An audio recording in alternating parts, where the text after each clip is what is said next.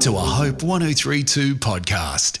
As followers of Jesus, in whom all things were made, we acknowledge the Darug people as the traditional custodians of the country of where this podcast is recorded. We acknowledge their continuing connection to the land and waters, and thank them for protecting this land and its ecosystems since time immemorial.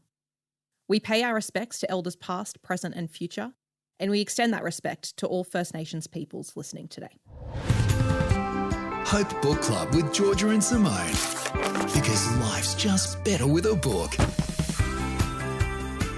Hi, I'm Georgia. And I'm Simone. And welcome to episode 53 of the Hope Book Club podcast, where we gush about books and talk about literature from a hope-filled Christian lens.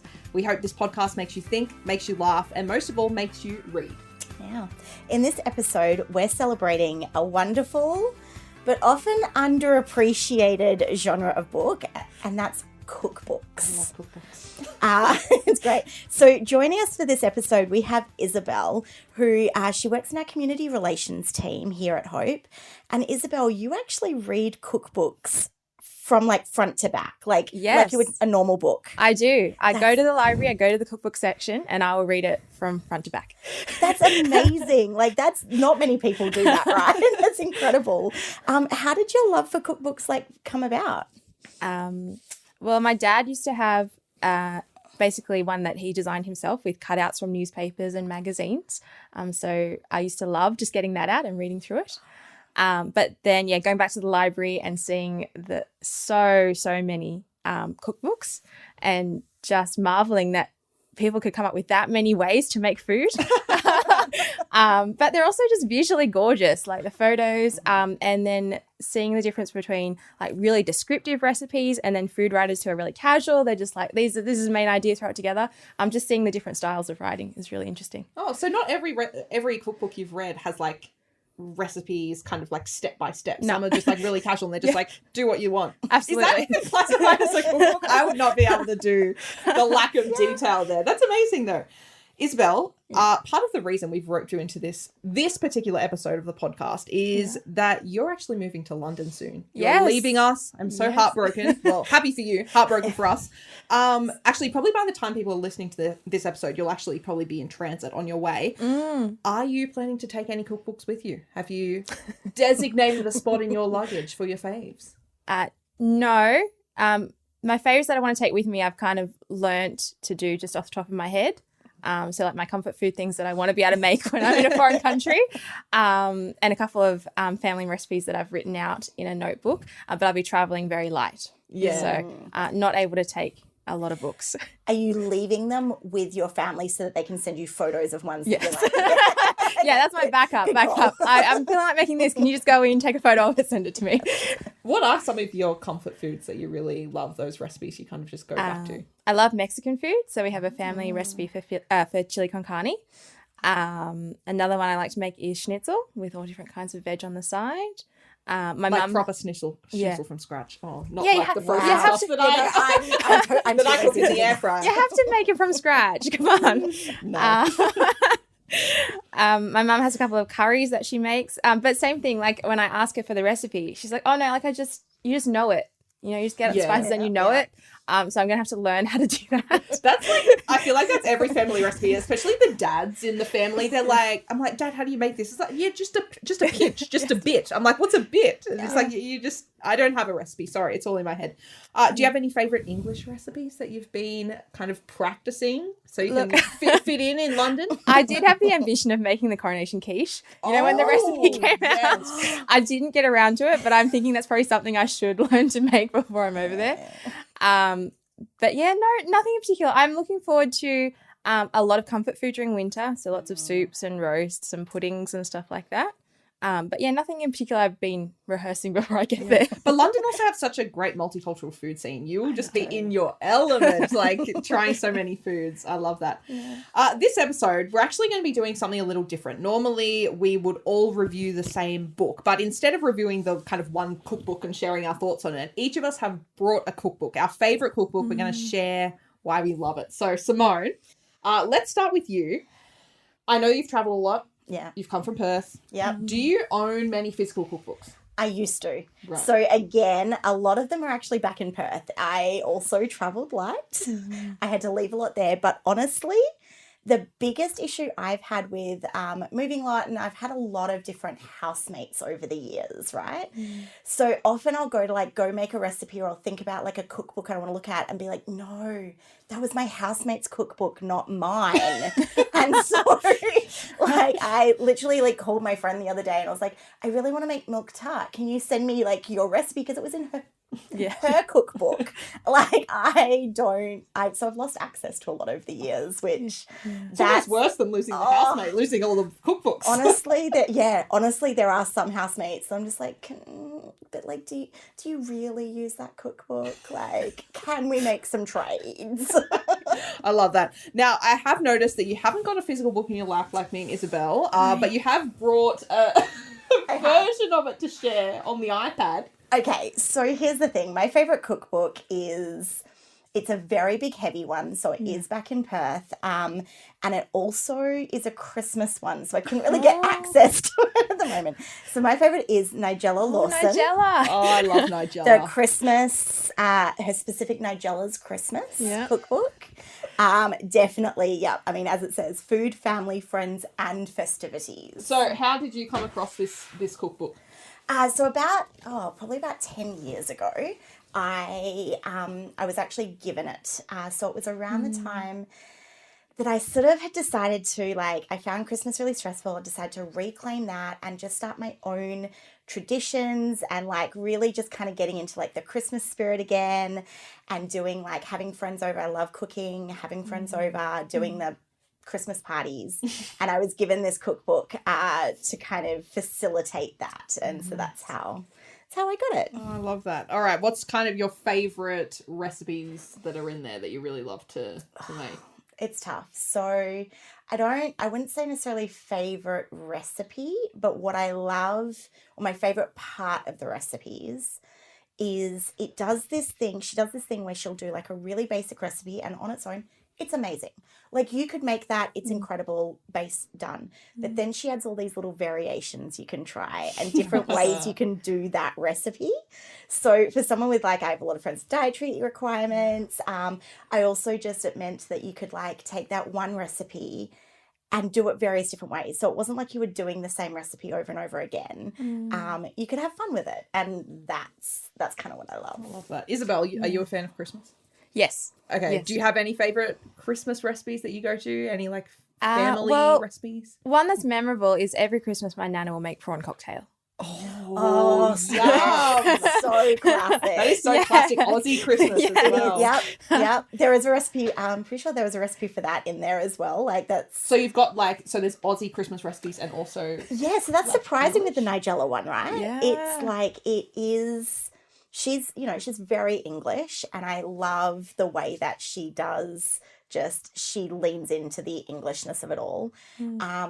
But she also in this book had a whole pile of Australian recipes too. That's so it was this awesome. beautiful blend, which was my childhood. She knows her audience. Oh, she does. Are you a fan of watching her cooking shows? Love her cooking shows. Her joy for cooking and her joy for, like, she doesn't shy away from, like, just going, you know what, a little bit of, like, butter is fine. Like, don't try and, like, make this crazy healthy. Just enjoy it, have it in moderation, and her joy for food is kind of, like, it's palpable. Yeah, infectious You can for feel sure. it. It's infectious. Oh, I love that. Oh, thanks for sharing, Sim. It makes me want to just go binge watch Nigella right now. All right, Isobel, let's go to you now. What's the cookbook you've brought to share? So I brought The Weekend Cook by Matthew Evans. Oh, looks very, like, nice and it's very got quite a calming effect. It's very aesthetic. Yeah. So wait till you see inside. All right. So what makes this book so special? Well, I picked it up at Berkeley Books in the Southern Highlands. I don't know if you guys have been, but the book barn there is pretty amazing. And they have a combination of new and secondhand books. So this is a secondhand one I picked up. And I recognise Matthew Evans' name. He did a series on the SBS Gourmet Farmer. I think I've heard of this. Yeah. So he did work in Sydney as a restaurant reviewer, writing for the newspapers, but then relocated to Tassie and started his own farm and a restaurant attached to that. But this book is from his restaurant reviewer days. It has a combination of really fancy stuff if you're having a special weekend dinner, or really easy stuff if you get up in the morning and just need something quick for the kids, you know. Okay. What's your kind of favourite recipes that you like to cook in there, or favourite cuisine? Is there like a type that he kind of... I just love how simple some of his stuff is. Like, it'll have like 5 ingredients, but like 1 or 2 really special ingredients that'll elevate the rest and make something really special, but it's really simple. And like I said, it's like weekend cook, like weekend chilled, relaxed, but you're still doing special stuff. So you still want something that'll be nice. Yep. Are you the kind of person, because I get to the weekend and I am exhausted. Like, theoretically, I'm like, this will be the time where I like cook all the fancy stuff, and it's like, oh, I'm having like leftovers from the week.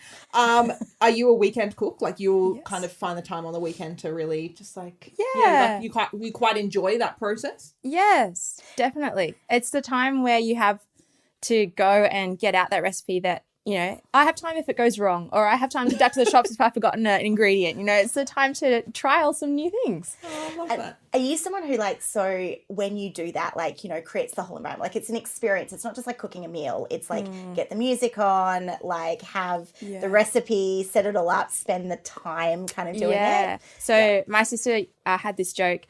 She's like, we don't need to buy a slow cooker. We've got one. She's named Isobel. I enjoy the process. For me, it's all about taking my time. I don't enjoy it if I've rushed through it. Yes. Yeah. So that's why I love doing it on the weekends.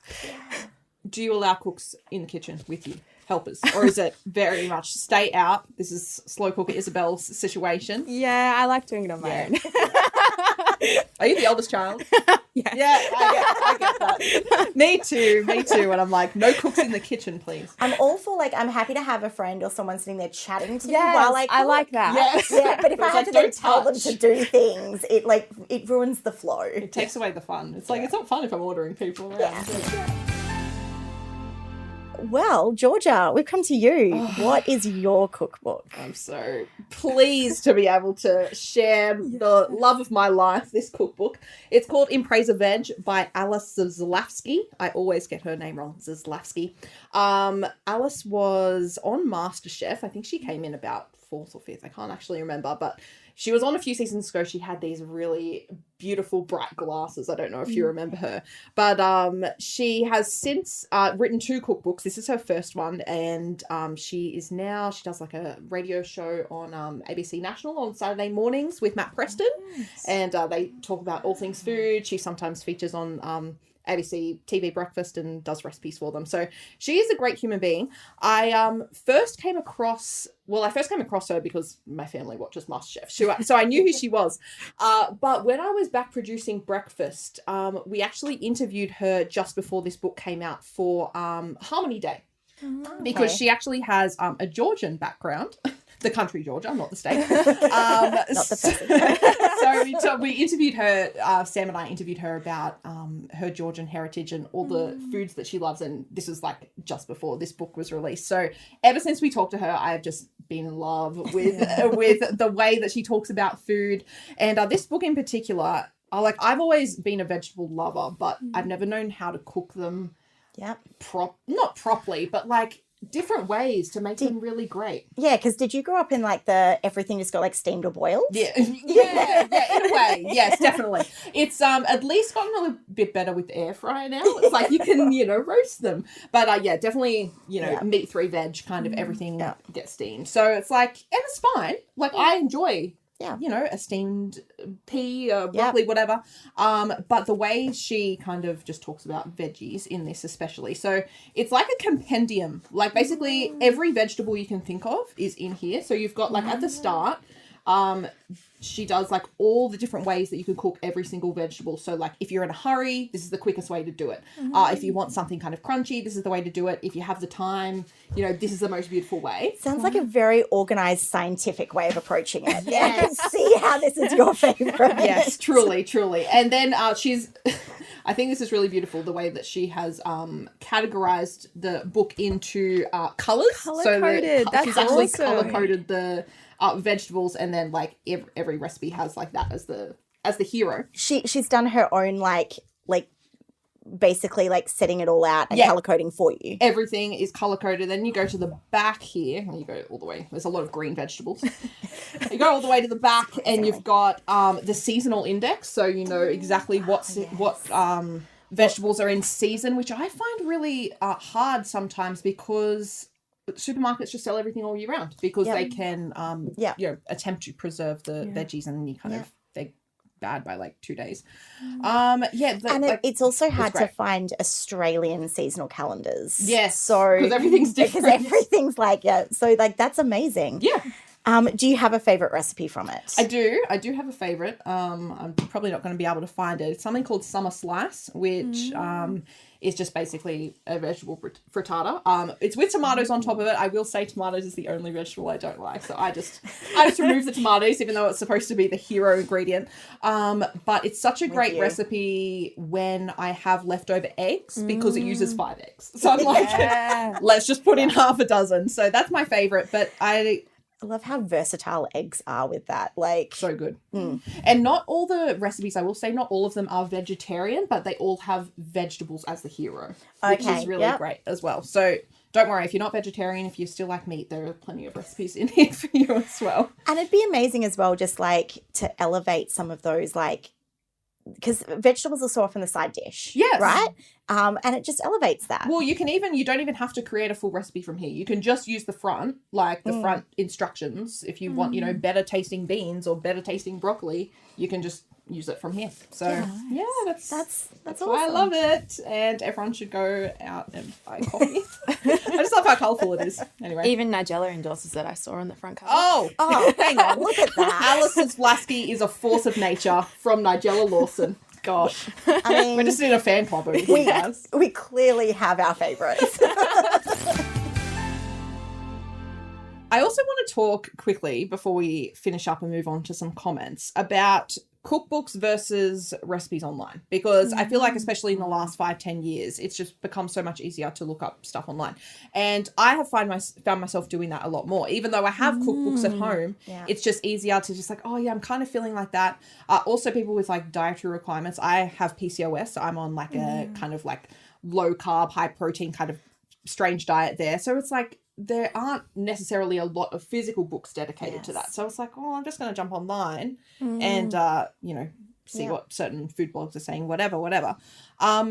What do you guys do? Are you still kind of dedicated to the physical cookbook, or is cooking online kind of seeped in more to your cooking routine, Isobel? I only go online if it's an emergency. Wow. That's so funny. Emergency. Like that. What constitutes an emergency? Yeah. Like, oh, I think I know how to make this, but oh no, I'm halfway through and like, what's the next step? Right. You're relying on your own memory. And oh, hang on. Or if I've got ingredients and I can't think of a way to put them together. Yeah. Oh, okay. I'll jump online. So you will just pop into Google.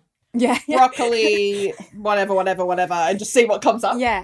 There are actually websites where you can literally go on, you can put in what ingredients you have and it spits out a whole pile of recipes using those ingredients. I need to get onto that. So yeah, for me, it's only the emergency. I'm still cookbook girl. Okay. I get so overwhelmed by the amount of recipes in cookbooks. So how do you do you bookmark? Do you take photos? Do you get your favorite ones, or do you just spend the time kind of flicking through? Because I get lost. Well, like I said at the beginning, I enjoy reading it just as a experience. That's true. So you're reading them before. Yeah. So I'm not someone who like has all these cookbooks they're not my reference guides. I genuinely enjoy them as a book, and I think you learn about food through reading them. Yeah. And they're often a base that I'll use to then design meals or do stuff. I want to have a dinner party. I mean, I feel like we almost need to like plan a trip to England so we can have Isabel's food. Have a dinner party. Yeah. So again, cookbooks for me, it's about reading them as a book and enjoying the experience. And I will take a photo of something that stands out, or if I like a certain vibe from a recipe. But it's not a reference guide for me. It's just enjoying it as a book and reading food writing. I enjoy that. Yeah, that's good. I I have a mix. I mean, more online now since I didn't bring my cookbooks over, and I am slowly kind of building some of those up and getting them sent over. But I wouldn't say like online. I mean, it is online, but I'm a bit of a Pinterest girl when it comes to recipes. Yeah. So I have like full like Pinterest boards with subcategories with different like, so comfort foods, slow cooker foods, like recipes from different dietary stuff, like actually categorized into separate boards on that overall Pinterest board. So that's sort of my organization when it comes to it. But I also tend to be, again, I have a lot of dietary issues. So it's been a lot of learning what you can and can't do. And like I've spent probably the last 10 years doing a lot of cooking for a lot of different dietary things. And through that, you just kind of, you learn a lot. Like it's almost like, you know, cooking is a bit of a science. Yeah. And you learn the basics, you learn, you know, what goes with what doesn't go, how consistencies kind of can change. Like, so you get to a point where you almost graduate from like recipes to just making your own stuff up with those recipes as a base. Yeah, yeah. And even if you don't make what's in the book, part of the fun is just seeing what's possible. Right. Like some baking cookbooks, I would never make what's in there. But I just You don't want to make those profiterole tower, you know? I just love reading the process and seeing that like people can actually make that with food. Yeah. Yeah. And it is ridiculous the kind of baking that can be done now and can be done from home. Like I used to be a baker and I definitely look at stuff that people do on like Being left behind. on social. I'm like, yeah, you know what? I am barely competent now. Sim, I believe you had some thoughts about like comfort food and sharing. So do you like to cook a lot for people, right? So I actually don't cook much for well, I mean, obviously I cook for myself to eat, but not as an enjoyable thing, like a very basic stuff, comfort foods. I love cooking for other people. So that whole act of like that atmosphere of, you know, it's not just and this is what I love about cookbooks, right? They often give you not just the recipes, but little ideas and tips of how to create the whole entire atmosphere when you have friends come over, or when you invite someone over and you do like a dinner party or an afternoon, or I used to do a lot of games nights, and you know, you prepare the food and you can do themes.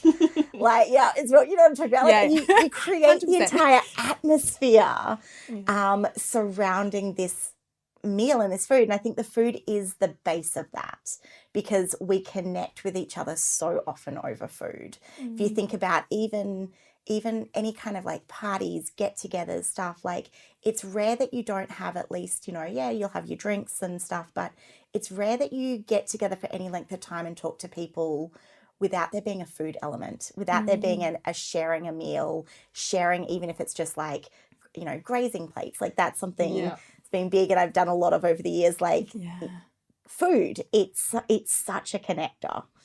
Of course, because it's the common thread to the human experience, really, you know, everyone. That's one of the things I enjoy. I don't host big like events or anything. I think eventually I would want to, like, but also it would just like give me anxiety that I'm like gonna start, like, what if I stuff up the whole meal and no one has anything to eat? But like I love, you know, like a lot of one-on-one kind of interactions with friends. Love going out for a meal, or you know, inviting them over for dinner. Like, it's because it's just, I think food also allows for good conversation, because you know people are comfortable and relaxed. There's a psychology thing of like when people have something to do with their hands, which is often eating or drinking, it leaves them more comfortable and more vulnerable. Like more vulnerable, open to be vulnerable. But can I just say on that, you know, scared of stuffing it up, and Isobel, you can back me up on this. It doesn't matter if you do. Like, that's true. You stuff it up, you can either fix it or you just order pizza. Yeah, pizza. That's true. That's 100%. No. One of the most memorable dinner parties I went to, the host, total foodie, planned a many course meal, and she brought the meat out of the oven and it hadn't cooked yet. And so, okay, everybody, I'm just going to let you know we're totally switching the order of the courses tonight. And we just went with it. Yeah. It's just it. Like, you can roll with anything because food is adaptable. It is part of everyday life. So everyone has those moments where it doesn't work out, and you just create some great stories. Oh, I love that. This has been such a great conversation, guys. Before we end, I thought we'd go through some of our Facebook comments that we've gotten over the past couple of weeks. We did ask our Facebook members, what is your favourite cookbook? We did get some comments, Sim. We did. So Alicia said any Jamie Oliver cookbook. I love Jamie Oliver. Honestly, that is so fair. Isn't it great? I love watching Jamie Oliver, his shows. Like, he's so, I feel like he's so relatable. Like, he's like very much the people's cook, you know? Yeah, he's sort of similar to, I think, Nigella as well. Like, a lot of those sorts of cooks who are just like, there's no pretentiousness. It's just like, we love cooking. We're going to make it as easy and accessible as possible. And I also think, like, he's amazing at, like, giving information. Like, it's not just the recipe. It's this, you know, this thing and where it came from and the history of the plant or the vegetable or I kind of love that. Anyway, so Wendy also said the Otterlengi flavour. Isabel, have you read this cookbook, Otterlengi? No. I've heard the word, but this is the one I've heard so much about. Like, everyone I feel like it's kind of like the cult favourite of like the cook. Well, I have never read it. I don't know what the big deal is. We'll put it on She the says list. it's the best cookbook that she owns. That's right? what everyone says. And I'm like, why? I think we need to pick it up. I know.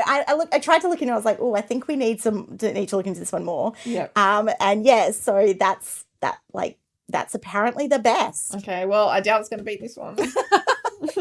My favourite, Alice. But anyway.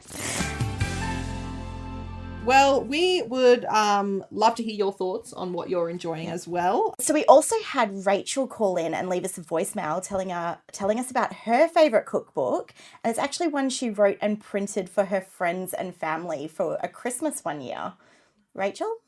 Hi, my name's Rachel. I am just ringing about cookbooks. I am a massive lover of cookbooks, so much so that when a few years ago I decided to create my own cookbook. I'm a graphic designer by trade, so I designed it and took pictures and created a book of recipes that I love to cook and eat, and then I gave it as gifts for Christmas to my nearest and dearest because I just really wanted to share recipes that I discovered along my way, exploring cookbooks and exploring things online and recipes that I really enjoyed, and just wanted to share it with my dearest friends. And I know that some of them still cook from it, even though this was a few years ago. So they're just good favourites that everyone can kind of enjoy. So yeah, that is what I love about cooking, just sharing recipes and exploring them and just cooking for friends and family. Thanks so much, Rach. Tim, You can send a voicemail at 029854 7025, or you can leave a post in the Hope Book Club Facebook group. All of that information's in the show notes. Yeah, absolutely. You don't need to remember that at all. And we'd also love this podcast to reach more people. And the way you do that is by sharing it with your bookish friends. You can rate, you can review, you subscribe, or just share it with someone who you think would like it. Until then, stay reading. We will catch you next time. Isabel, thank you. Firstly, thank you so much for joining us. You're really welcome. appreciate that. Welcome. It's been fun. And I hope you have the most wonderful time in London. Simone and I will be on our way real soon. Yep. To have a dinner I'll party. be practicing my dinner parties. Start preparing the food, recipes, and so, quote to end on. Well, I wanted to go with the Mary Berry. She's the cookbook author, but also judge on the Great British Bake Off. Oh, she's She's amazing. an absolute treasure. And she says cooking and baking is both physical and mental therapy. And I love that. Love that. Catch you next time, guys. Thank you. See ya. Bye.